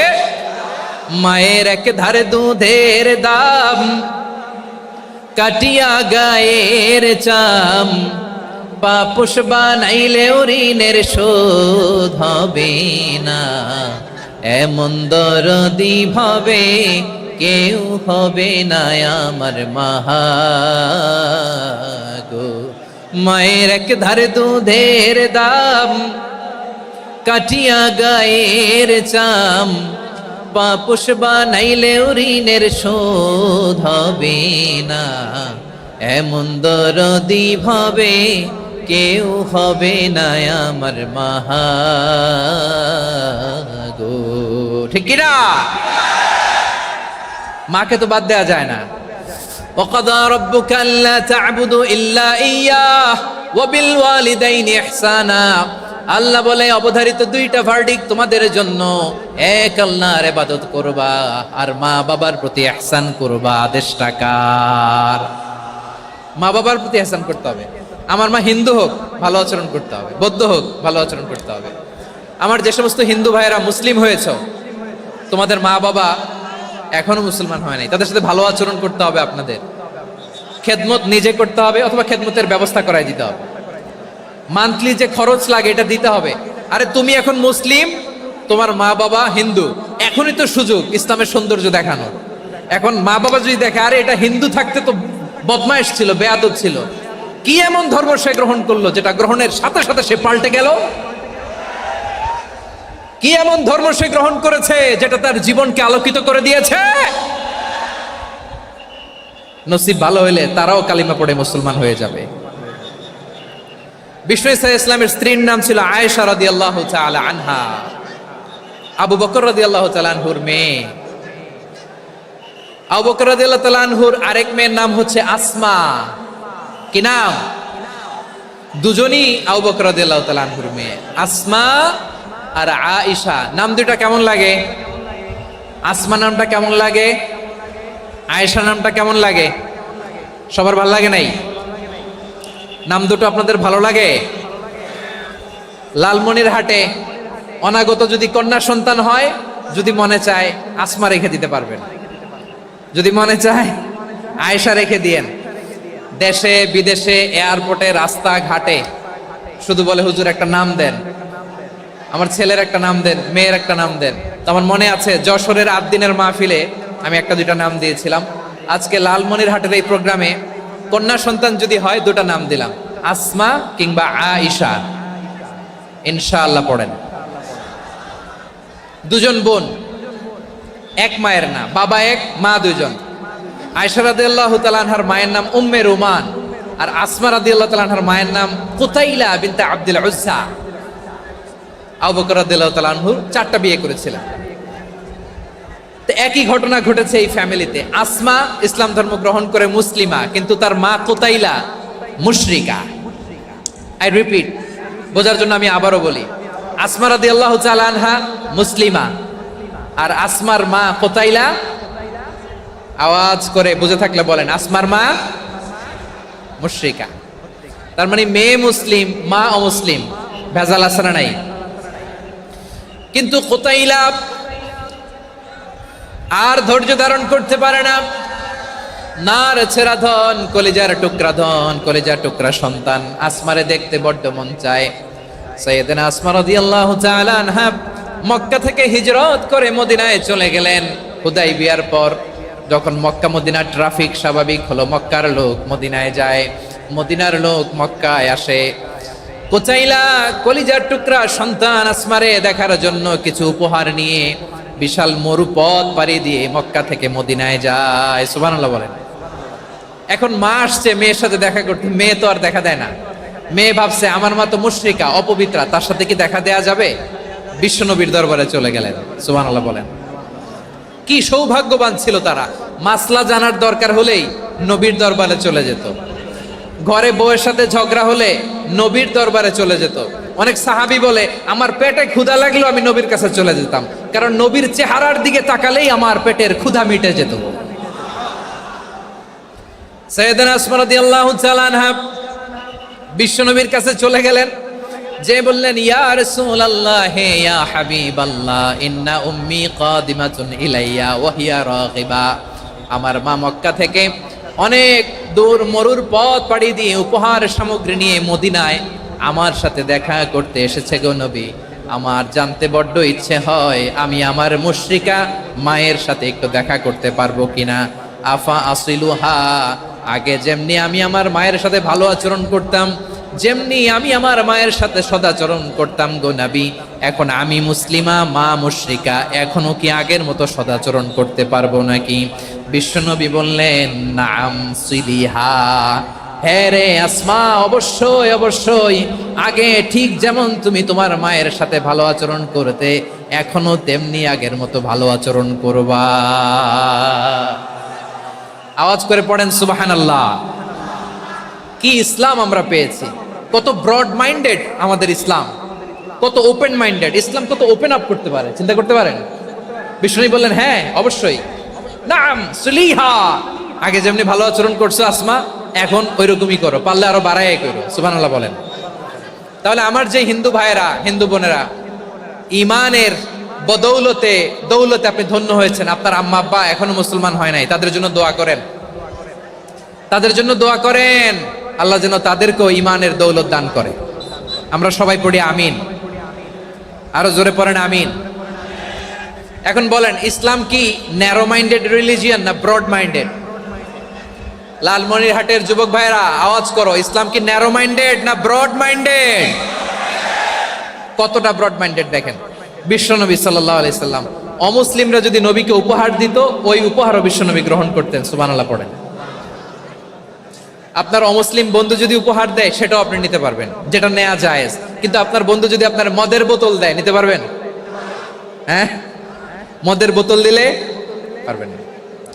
আপনার বন্ধু যদি আপনার পর্ক দেয়, পর্ক, শুকরের গোশত মিশ্রিত কোনো খাবার, ওটা নিতে পারবেন না। হালাল যে কোনো জিনিস নিতে পারবেন। বিশ্বনবী সাল্লাল্লাহু আলাইহি ওয়াসাল্লাম অমুসলিমদের দেয়া হাদিয়া গ্রহণ করতেন। কেমন নবী ছিলেন? আমার নবীরে চিনে নেন, আমার নবীর অ্যাটিটিউড জেনে নেন। বিশ্বনবী সাল্লাল্লাহু আলাইহি ওয়াসাল্লাম যখন কোনো জনপদে যেতেন, 3টা অপশন নিয়ে যেতেন। প্রিয় ভাইয়ের আওয়াজ করে বলতে হবে, কোন জনপদে গেলে আমার নবীর অপশন থাকতো কয়টা? আমার মতো 3 আঙ্গুল উঁচু করে দেখান আর বলুন, আমার নবী কোন জনপদে গেলে কয়টা অপশন নিয়ে যেতেন? 1 নাম্বার অপশন আসলিম তাসলাম। নতুন এলাকায় গেলে বলতেন আসলিম তাসলাম, ইসলাম ধর্ম গ্রহণ করো, শান্তিতে থাকবা, আমার ভাই হয়ে যাবে, আমরা ভাই ভাই। ইসলাম মানো, আমরা ভাই ভাই। অপশন নাম্বার কত? 1। যদি বলে না ইসলাম মানবো না, ওকে, অপশন নাম্বার 2, মুসলিম হওয়ার দরকার নাই, লা ইকরাহা ফিদ্দিন, ইসলামে কোনো বাড়াবাড়ি নাই। খ্রিস্টান আছো থাকো, বৌদ্ধ আছো থাকো, ইহুদি থাকতে চাও থাকো, কিন্তু আমরা যেহেতু রিজিওনাল সুপার পাওয়ার, আমাদের আন্ডারে থাকো, ট্যাক্স দিয়া থাকো, এটার বলে জিজিয়া। আলেম যারা আছেন বুঝবেন, এটার আরবিতে কি বলে? জিজিয়া। You pay us the tax, we will give you the security. তোমরা ট্যাক্স দিবা, আমরা সিকিউরিটি দিব, আমাদের আওতায় থাকবা, কেউ তোমাদেরকে আক্রমণ করতে পারবে না, আমরা নিরাপত্তা দিব। সুবহানাল্লাহ বলেন। এটা অপশন নাম্বার কত? আচ্ছা, বুঝে থাকলে বলেন, 1 নাম্বার অপশন কি ছিল? ইসলাম। ইসলাম মানো, শান্তিতে থাকবা, ভাই ভাই, আমরা ভাই ভাই। অপশন নাম্বার 2, ট্যাক্স দাও, আমরা নিরাপত্তা দিব, মুসলিম হওয়া লাগবে না। এখন 1 নাম্বারও মানে না, 2 নাম্বারও মানে না, মুসলিম হবো না, ভালো, খ্রিস্টান থাকো, ট্যাক্স দাও, আমরা সিকিউরিটি দিব না, এইটাও মানি না। বিষ্ণু বলেন, তাহলে তলোয়ার আমাদের আর তোমাদের মাঝে ফয়সালা করবে। মুসলিমও হবো না, ট্যাক্স দিবা, নিরাপত্তা দিব, আমরা সুপার পাওয়ার, আমাদের আন্ডারে থাকবে, এইটাও না। তাহলে তোমাদেরকে তো আমরা বিশ্বাস করতে পারি না, কখন না কখন বিশ্বাসঘাতকতা করো, কার সাথে মিলে হাত মিলাও, তলোয়ার আমাদের মাঝে ফয়সালা করবে। তখন তিনি জেহাদের সশস্ত্র সংগ্রামের ঘোষণা দিতেন। সুবহানাল্লাহ পড়েন। দেখেন, পশ্চিমারা জেহাদকে এইভাবে চিত্রায়িত করে না। ওরা জেহাদ বলতে বুঝায় তলোয়ার, হাত কাটো, গলা কাটো, না। জেহাদ সশস্ত্র সংগ্রাম 3 নম্বরে। অধিকাংশ ক্ষেত্রেই বিশ্বনবীর সুন্দর আচরণ দেখে, আরে আমার নবীর যে নুরানি চেহারা, অনেকে তো কেবল সিরেফ চেহারাটা দেখেই কালিমা পড়ে মুসলমান হয়ে গিয়েছে। যারা মুসলিম হয় নাই, তারা তাদের ইসলামেই বলবৎ ছিল, ট্যাক্স দিয়ে ইসলামের আন্ডারে ছিল। যারা এটাও মানে নাই, ওইটাও মানে নাই, তাদের বিরুদ্ধে জেহাদ। বিষ্ণু ইসলাম 7ম হিজরিতে যখন খায়বার বিজয়ের পরে ইসলাম রিজিওনাল সুপার পাওয়ার হিসেবে আত্মপ্রকাশ করলো, বিশ্বনবী চিঠি লিখলেন অন্যান্য সুপার পাওয়ারের কাছে, রাষ্ট্রীয় চিঠি লেখে এক রাষ্ট্রপ্রধান আরেক রাষ্ট্রপ্রধানের কাছে। ঠিক কিনা বলেন? জানেন না আপনারা? এই যে 24-এর ছাত্র নাগরিক অভ্যুত্থানে, এই অভ্যুত্থান যখন শুরু হয়, আমি তখন সাউথ আফ্রিকাতে, একটা স্ট্যাটাস দিয়েছিলাম, কোটা নয়, গোটা দেশ সংস্কার করা লাগবে। শুধু বাংলাদেশ নয়, সারা বিশ্বের বাংলা ভাষাভাষী লোকেরা এই আন্দোলনের সাথে সমর্থন তারা করেছে, এটাকে সাপোর্ট করেছে, তারা সমর্থন দিয়েছে। আমাদের ইউনাইটেড আরব আমিরাতের বাংলাদেশি ভাইয়েরা, তারা সেখানে রাস্তায় নেমে এসেছিল, জানেন? ওইখানে ডেমনস্ট্রেশন করা যায় না, সেখানকার সরকার তাদেরকে যাবজ্জীবন দিয়েছিল। তখন আমাদের এই যে প্রধান উপদেষ্টা ডক্টর মোহাম্মদ ইউনূস সরাসরি G2G বলে এটারে, G2G, government to government, G2G উনি চিঠি লিখলেন যে তাদেরকে, ইউর হাইনেস, হে সম্মানিত আমির, আপনি আমার এই চিঠির কারণে আমার সম্মানে এই 53 জন বাংলাদেশিকে মাফ করে দেন। এই চিঠির বদৌলতে বেকসুর খালাস পেয়ে গিয়েছিল আমাদের ভাইরা, জানেন না এই ঘটনা আপনারা? তাহলে গভর্নমেন্ট টু গভর্নমেন্ট চিঠি দেওয়া হয়। সপ্তম হিজরিতে বিষ্ণু ইসলাম সব সুপার পাওয়ারের কাছে চিঠি দিলেন, রোমান সম্রাটের কাছে, পারস্য অধিপতির কাছে, মিশরের অধিপতির কাছে, সবার কাছে চিঠি লিখলেন। চিঠির ভাষা ছিল এরকম, মিন মুহাম্মাদিন রাসূলিল্লাহ ইলা মুকাওকিস আযীমিল কিবত, মুহাম্মদ রাসূলুল্লাহর পক্ষ থেকে মিশরের বাদশার কাছে, আসলিম তাসলাম, ইসলাম মানো শান্তিতে থাকবা, সালামুন আলা মান ইত্তাবা আল হুদা, শান্তি তার জন্য যে হেদায়েতের অনুসরণ করে। সুবহানাল্লাহ পড়েন। তো এই চিঠি অনেকে ভালোভাবে রিসিভ করেছে, অনেকে এই চিঠি পাওয়ার পরে নবীর কাছে আবার ইন রিটার্ন উপহার পাঠিয়েছে। কি পাঠিয়েছে? উপহার। মিশরের বাদশা মুকাওকিস তিনি বিশ্বনবীকে বিশাল এক উপহারের ডালি পাঠিয়েছেন। মিশরের বাদশা মুকাওকিস ছিলেন ধর্মে খ্রিস্টান। লালমনিরহাটের ভাইয়েরা আওয়াজ করে বলেন, মিশরের বাদশা ধর্মে কি ছিল? খ্রিস্টান। কি উপহার দিয়েছিল আমার নবীকে? শুনতে মনে চায়? আওয়াজ নাই লালমনিরহাটের গলায়, শুনতে মনে চায়? 1000 স্বর্ণ মুদ্রা, 1000 স্বর্ণ মুদ্রা। 2টা খ্রিস্টান দাসী, একজনের নাম মারিয়া বিনতে শামউন আল কিবতিয়া, আরেকজনের নাম সিরিন বিনতে শামউন আল কিবতিয়া।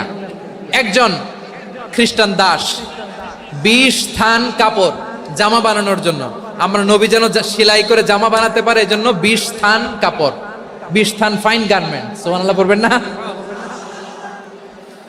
এরপরে একটা গাধা যেটার নাম ছিল উফাইর, আর একটা খচ্চর, এটার নাম ছিল দুলদুল। খচ্চর চিনেন? গাধা আর ঘোড়ার ক্রসিং এ যে প্রাণীটা দুনিয়াতে আসে ওটার খচ্চর বলে।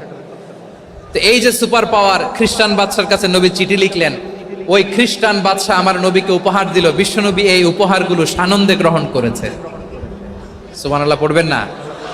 তাহলে অমুসলিম কেউ যদি আপনাকে উপহার দেয়, হালাল উপহার হলে আপনি গ্রহণ করতে পারবেন। অনুরূপভাবে পারস্যের বাদশা, রোম সম্রাট বিশ্বনবীকে উপহার পাঠিয়েছেন, আমার নবী সবগুলো উপহার গিফট গ্রহণ করেছেন। সুবহানাল্লাহ বলেন। তাহলে প্রিয় লালমনিরহাট আওয়াজ করে বলুন, ইসলাম কি ন্যারো মাইন্ডেড রিলিজিয়ন না ব্রড মাইন্ডেড?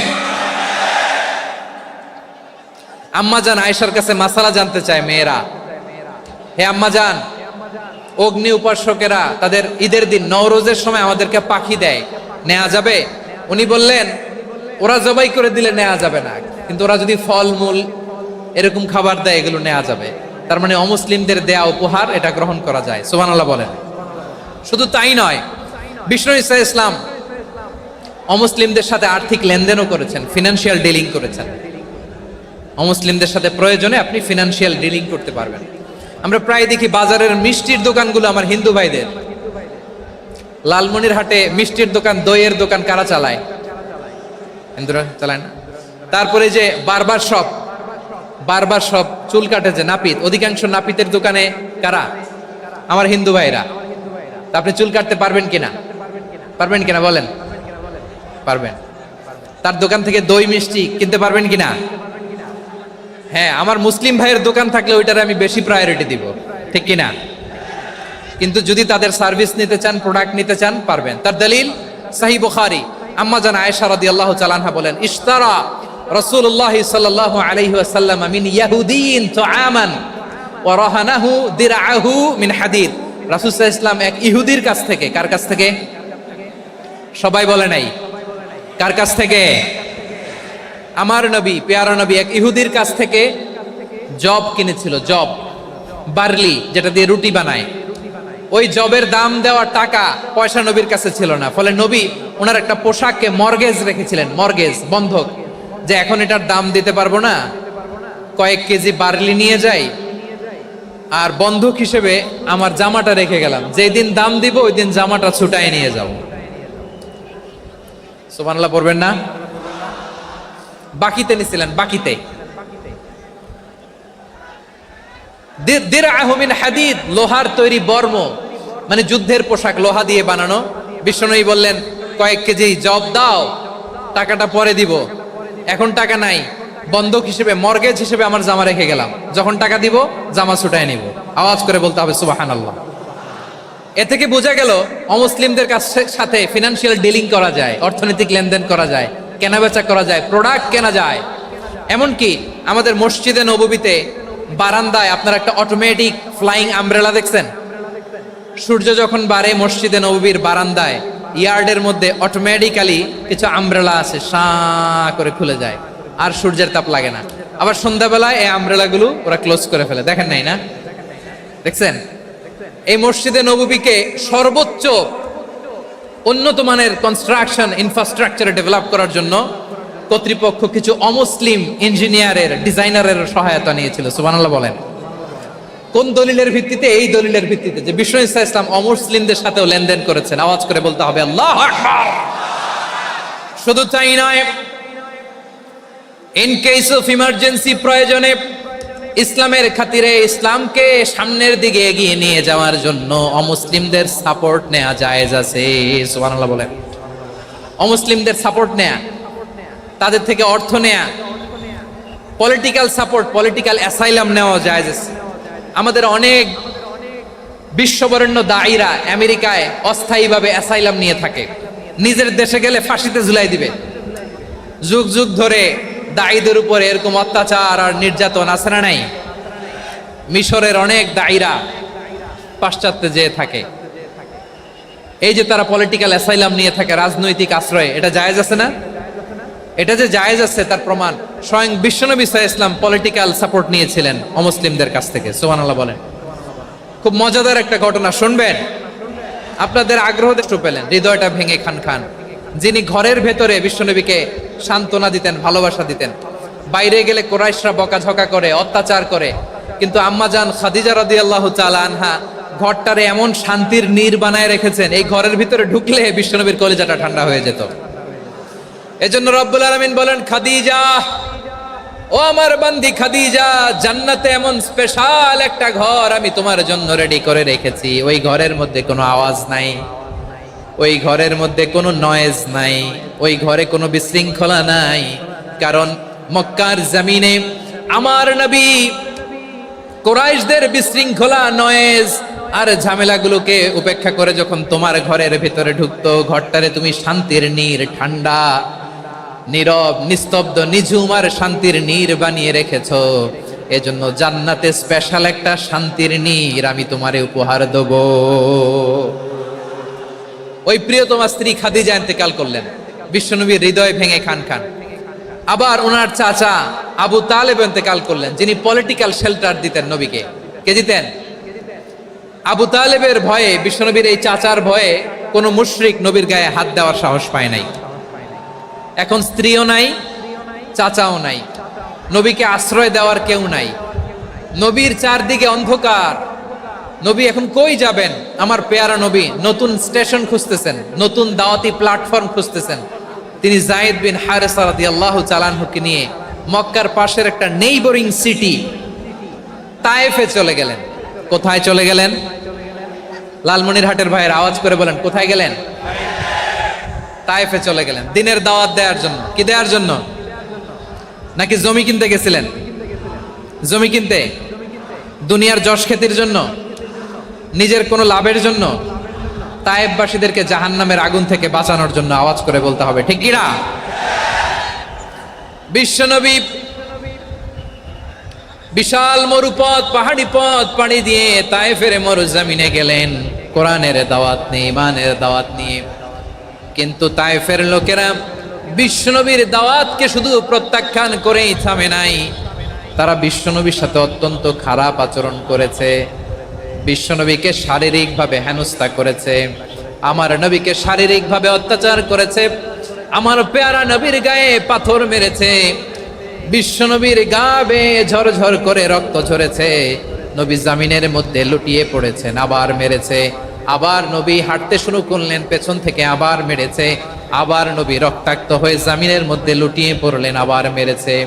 বিশ্বনবীর মতো এত সুশ্রী মানব, বিশ্বনবীর মতো এত শুভ্র মানব, বিশ্বনবীর মতো এমন চমৎকার দেহাবয়ব দিয়ে রব্বুল আলামিন কাউকে বানান নাই।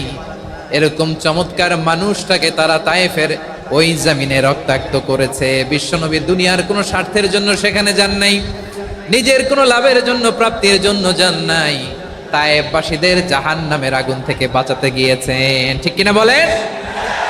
খেয়ে না খেয়ে দিনী প্রচারের কাজে নিজেকে দিয়েছ বিলিয়ে, তাইফের কাফিরেরা চিনল না সে আলো, দুষ্ট ছেলেদের পিছু দিল লেলিয়ে। পাথরের আঘাতে ক্ষত বিক্ষত হয়ে সারা শরীর থেকে রক্ত ঝরে। এ রাসূল তোমাকে ভুলি আমি কেমন করে, এ রাসূল তোমাকে ভুলি আমি কেমন করে। পারেন না আপনারা? ধরুন আমার সাথে। হাজার ব্যথা বেদনার পরে ফিরে আসনি তুমি আপন ঘরে, দিনের আলো তুমি ছড়িয়ে দিতে চলে গেলে মদিনায় মক্কা ছেড়ে।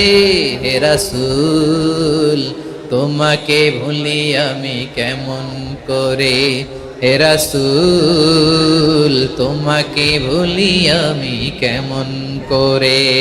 ঠিক কিনা বলে? প্রিয় ভাইরা, তাইফের ছেলেরা নবীকে রক্তাক্ত করলো। আমার নবী কই যাবে? কই যাবে?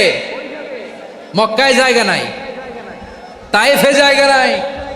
তাইফ থেকে ভারাক্রান্ত মন নিয়ে আমার নবী মক্কায় ফিরে আসলেন। বিশ্ব নবী মক্কায় ঢুকতে পারেন না। মক্কার মরুভূমির দিকে তাকিয়ে, উপত্যকার দিকে তাকিয়ে বিশ্বনবী ধা ধা করে কাঁদেন, ঝরঝর করে। নবীর চেহারা মোবারক থেকে চোখের পানিগুলো বেয়ে বেয়ে পড়ে। আমার জন্মস্থান, আমার শৈশব, কৈশোর, যৌবন কেটেছে এই মক্কায়, আমার এলাকায় আমি ঢুকতে পারি না। বিশ্বনবী মক্কার অনতি দূরে দাঁড়িয়ে জায়েদকে পাঠালেন, জায়েদ যাও দেখো কেউ আমাকে সাপোর্ট করার মতো আছে কিনা, যাও অমুকের কাছে যাও। জায়েদ গেলেন, তারাও প্রত্যাখ্যান করে ফিরিয়ে দেয়। বিশ্বনবী বললেন যাও অমুক লোকের কাছে যাও, তিনিও প্রত্যাখ্যান করে ফিরিয়ে দিলেন। কেউ বিশ্বনবীকে আশ্রয় দিতে রাজি হয় না। নিজ জন্মভূমিতে বিতাড়িত বিশ্বনবী, সর্বশেষ বিশ্বনবী বললেন যাও মুতঈম ইবনে আদির ঘরে যাও। মুতঈম ইবনে আদি মুশরিক, তার কাছে যাও। গেলেন, মুতঈম ইবনে আদি রাজি হয়ে গেল। সুবহানাল্লাহ বলেন। দেখেন, অনেক বিপদের সময়ও আমি নিজে সাক্ষী, সামাজিকভাবে, রাজনৈতিকভাবে কত ঝঞ্ঝা, কত ষড়যন্ত্র, কত কনস্পাইরেসি পাড়ি দিয়ে আমাদেরকে সামনে এগিয়ে যেতে হয়। এই শত্রুদের ভেতরেও একজনকে দাঁড় করিয়ে দেয় যে আল্লাহর কোরআনের জন্য রেডি হয়ে যায়। পড়েন সুবহানাল্লাহ।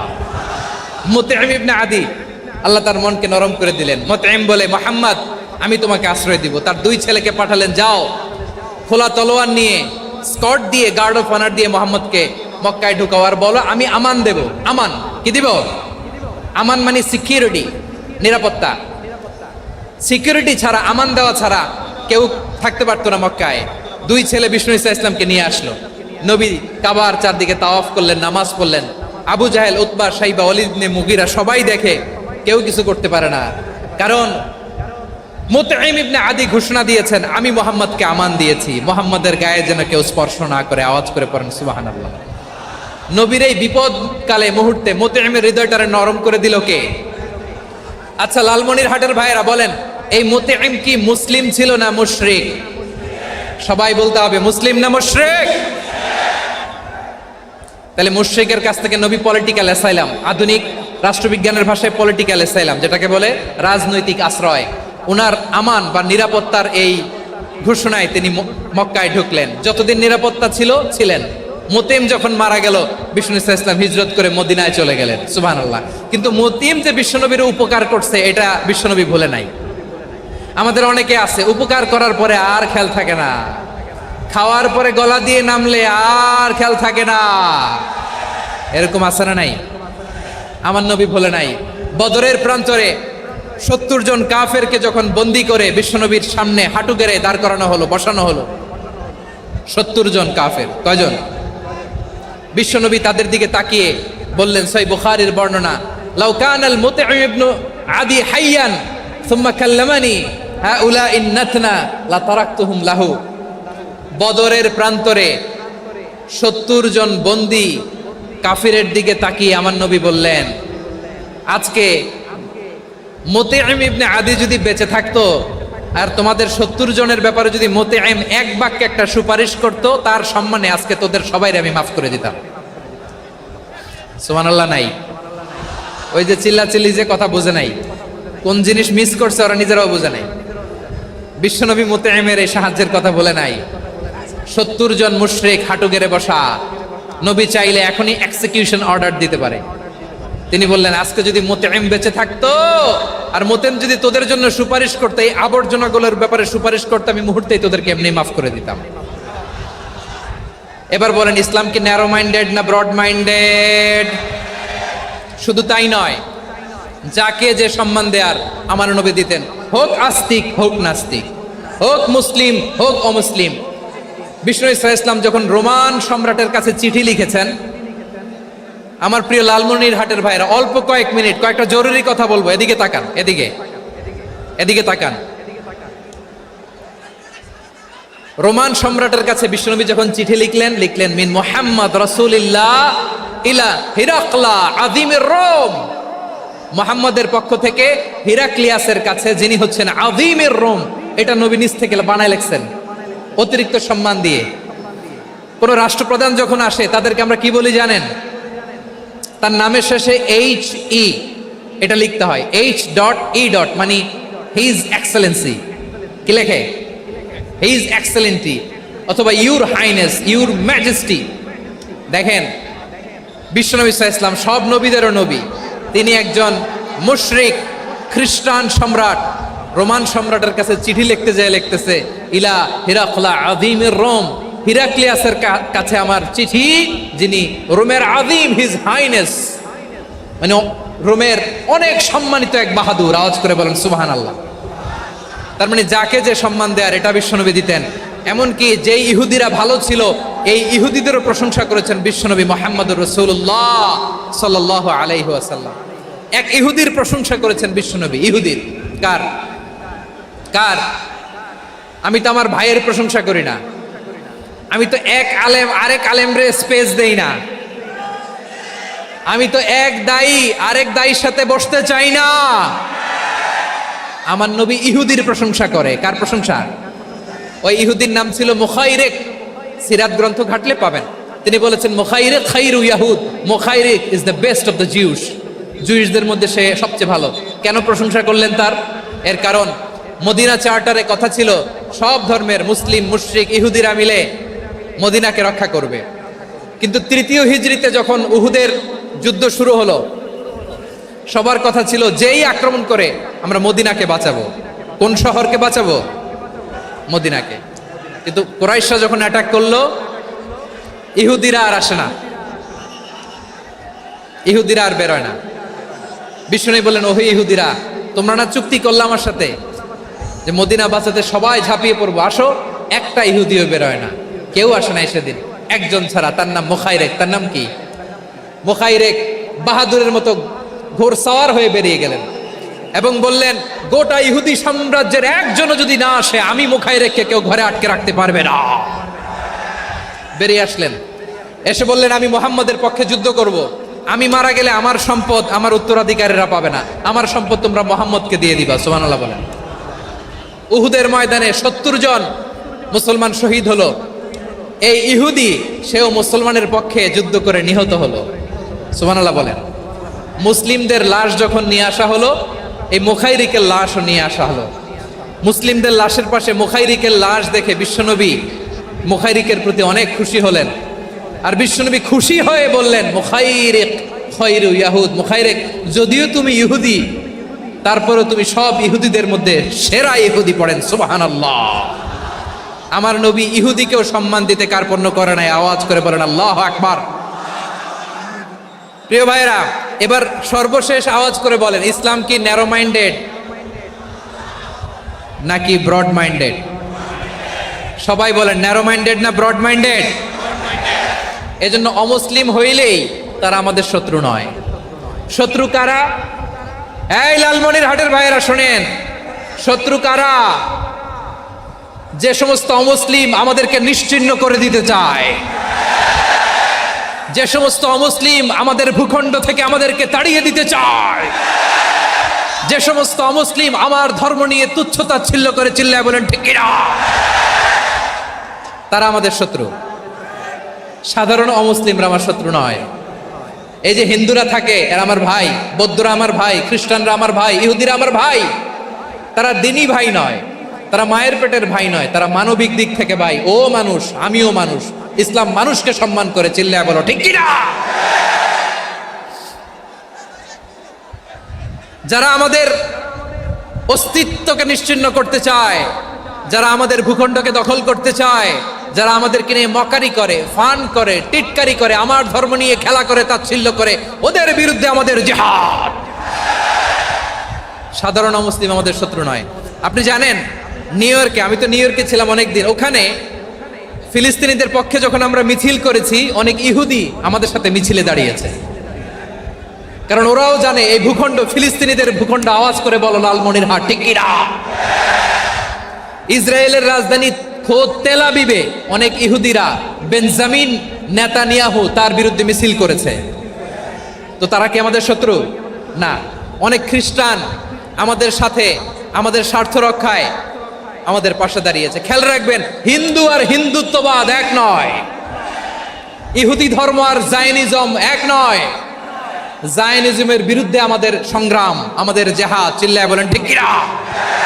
এই যে ফিলিস্তিনের ভাইয়েরা, তারা তাদের স্বাধীনতা সংগ্রামের জন্য লড়াই করছে, করে যাচ্ছে, আমরা এটাকে সমর্থন জানাই, চিল্লায় বলো ঠিক কিনা। কাশ্মীরের ভাইয়েরা স্বাধীনতার জন্য সংগ্রাম করছে, আমরা সেই সংগ্রামকে সমর্থন জানাই, আওয়াজ করে বলো ঠিক কিনা। যারাই আমাদের ইসলামকে নিশ্চিহ্ন করতে চায় তাদের বিরুদ্ধে আমাদের সংগ্রাম, আওয়াজ করে বলতে হবে ঠিক কিনা। ওই সমস্ত দুর্বৃত্তদের সাথে আমাদের কোনো সম্পর্ক নাই। আমরা যদি ঐক্যবদ্ধ থাকতে পারি, ওই দুর্বৃত্তরা চান্স পাবে না। আমরা ঐক্যবদ্ধ থাকতে রাজি আছি। লালমনিরহাটের ভাইয়েরা, আমরা ঐক্যবদ্ধ থাকলে ওই দুর্বৃত্তদের কালো হাত ভেঙে দিতে আমাদের সময় লাগবে না। তাদের কালো হাত ভেঙে দিতে রাজি আছো মুসলমান? কারা কারা রাজি? দু হাত তুলে দেখাও।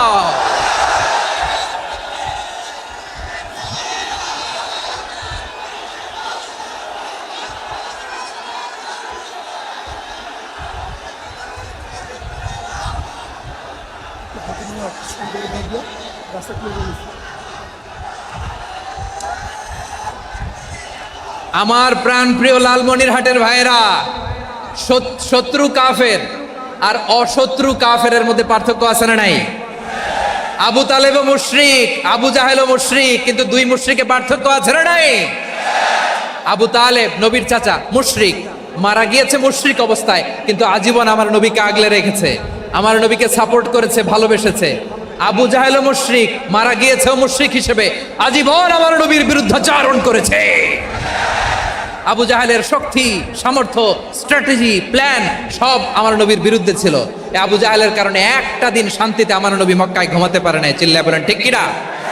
এজন্য রব্বুল আলামিন বলেন, লা ইয়ানহাকুমুল্লাহু আনিল্লাযীনা লাম ইউকাতিলুকুম ফিদ-দীনি ওয়া লাম ইখরিজুকুম মিন দিয়ারিকুম আন তাবাররুহুম ওয়া তুকসিতু ইলাইহিম ইন্নাল্লাহা ইউহিব্বুল মুকসিতিন।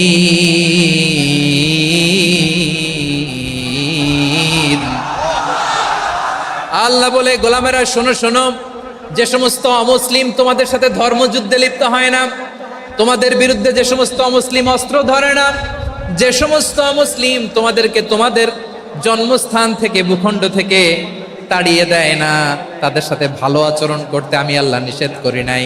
তাদের সাথে সদাচরণে কোনো নিষেধাজ্ঞা নাই, বরং তাদের সাথে সদাচরণ করো, এটাই আমি আল্লাহ চাই। তাহলে আমার যে অমুসলিমরা আমাদের সাথে শত্রুতা করে না, তুচ্ছতাচ্ছিল্য করে না, আমাদের ভূমি থেকে আমাদেরকে উচ্ছেদ করতে চায় না, আমাদের বিরুদ্ধে অস্ত্র ধরে না, ওই অমুসলিম ভাইদের সাথে আমাদের কোনো দ্বন্দ্ব আছে? কোনো বিরোধ আছে? বরং আছে ভালোবাসা। বরং আছে কি? এই ভালোবাসা দিয়ে আমরা বিশ্ব জয় করব। রাজি আছো মুসলমান?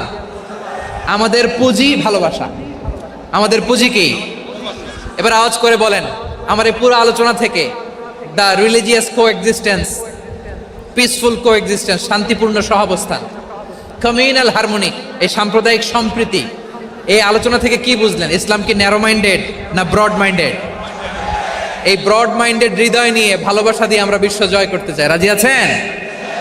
আল্লাহ কবুল করুক, আমরা সবাই পড়ি আমিন।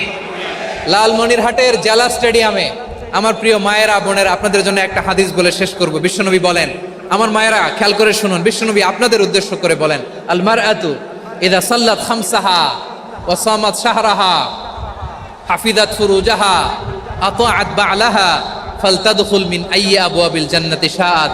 বিশ্বনবী বলেন, ও রমণীরা, ও নারীরা, যে সমস্ত নারী এই 4টা কাজ করবে, এই 4টা কাজের গ্যারান্টি দিবে, তাদেরকে জান্নাতের 8টা দরজার গ্যারান্টি দেয়া হবে।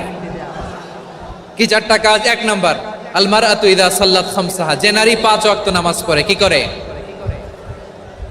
জেলা স্টেডিয়ামে অবস্থানরত আমার নারীরা, বোনেরা, বিশ্বনবী আপনাদেরকে 4টা কাজের কথা বলেছেন, খুব বেশি না। 4টা করলে 8 জান্নাতের দরজা সব খোলা। কোনটা দিয়ে যাবেন? যেটা দিয়ে মনে চায়। 1 নাম্বার 5 ওয়াক্ত নামাজ। আমার বোনেরা জোহরের নামাজ পড়তে পড়তে এটা আসরে নিয়ে যায়, আসর পড়তে পড়তে এটা মাগরিবে নিয়ে যায়। এরকম আসরা নাই? লালমনিরহাটে হয়তো নাই। আমার বোনেরা এটা করবেন না। ইন্নাস সালাতা কানাত আলাল মুমিনিনা কিতাবাম মাওকুতা, সময় মতো পড়বেন। সামাত শাহরা, রমাদানের রোজাগুলো রাখবেন। হাফিজাত ফুরুজাহা, যে নারী তার চরিত্রকে হেফাজত করে, তার প্রাইভেট হেফাজত করে, তার লজ্জাস্থান হেফাজত করে। ও মায়েরা, আপনার এই গর্ভ যে কত দামি আপনি জানেন না। আপনার এই গর্ভ থেকে জন্মাবে আগামীর সালাহুদ্দিন আল আইয়ুবী। আপনার গর্ভ থেকেই জন্মাবে ইমাম আল মাহদি আল মুনতাজার। আপনার পেট থেকে জন্মাবে আবু সাইদের মতো বীর সৈনিক। আপনার পেট থেকে জন্মাবে মুগ্ধের মতো বীর মুজাহিদ। আপনি জানেন না কে আসবে আপনার পেট থেকে। সময়টাকে কাজে লাগান, ইসলামকে বোঝেন, মানেন, আমাদের ইসলামিক লেকচারগুলো শোনেন।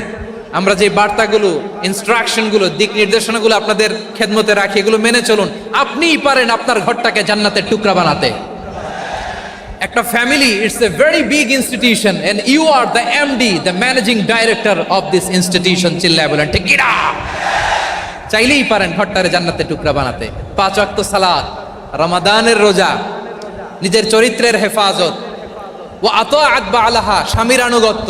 এটাতে অনেকে ভুল করে থাকে। হায় রে আমার বোনেরা, স্বামীর আনুগত্যকে এটা নিজের অপমান মনে করবেন না। আপনার স্বামী আপনার সবচেয়ে বড় গার্ডিয়ান, তিনি আপনার সবচেয়ে ভালো চায়। নারী কখনো গার্ডিয়ানশিপের বাইরে থাকতে পারে না। হয় আপনি বাবার গার্ডিয়ানশিপের ভেতরে, বাপ না থাকলে ভাই আপনার গার্ডিয়ান, ভাই না থাকলে চাচা গার্ডিয়ান, বিয়ের পরে আপনার স্বামী আপনার গার্ডিয়ান। শরিয়া সম্মত স্বামীর আদেশগুলো আপনি মেনে চলবেন, কিন্তু শরিয়া বিরুদ্ধ কোনো আদেশ মানতে আপনি বাধ্য নয়। আওয়াজ করে বলুন সবাই ঠিক কিনা? এই 4টা কাজ যদি কোনো নারী করে, বিষ্ণুই বলেন জান্নাতের 8টা দরজা খোলা। তোমার যেটা দিয়ে মনে চায় সেটা দিয়ে জান্নাতে তুমি এন্ট্রি নিতে পারবা। আমরা এখানে লালমনিরহাটের সোহরাওয়ার্দী ময়দানে আজকে যেমন একত্রিত হতে পারলাম, আল্লাহর জান্নাতেও যেন একত্রিত হতে পারে। আল্লাহ তুমি তৌফিক দান করো। আল্লাহ আমার এই কলিজার টুকরা যুবক ভাইদেরকে তুমি ওমরে ফারুকের মতো কবুল করো। জেলা স্টেডিয়ামে অবস্থানরত আমার মা বোনদেরকে তুমি ফাতেমার মতো, খাদিজার মতো কবুল করো। আমাদের কলিজার টুকরা সন্তানদেরকে তুমি সালাহুদ্দিন আল আইয়ুবীর মতো কবুল করো। এই যে ইসলামিক সোসাইটি লালমনিরহাটকে আল্লাহ তুমি কবুল করো। আল্লাহ যে কথাগুলো বললাম এগুলো প্রথমে আমাকে, আমার সব ভাইদেরকে আমল করার তৌফিক দান করো।